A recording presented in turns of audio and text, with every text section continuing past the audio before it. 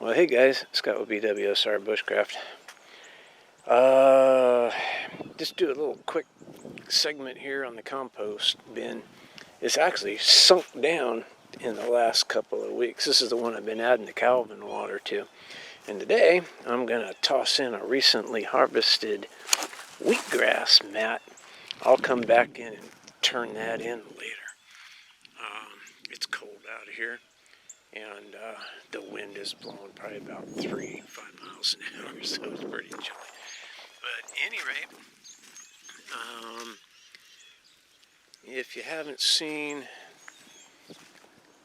the Calvin water video, check that out.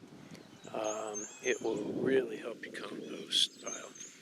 So, at any rate, yeah, again, just throwing in the this harvested wheatgrass mat, and I'll turn this in later. So, come spring, we got a little bit of good stuff. All right, guys, just wanted to do a short little video, touch bases, and until next time, pack light, pack tight, stay hydrated.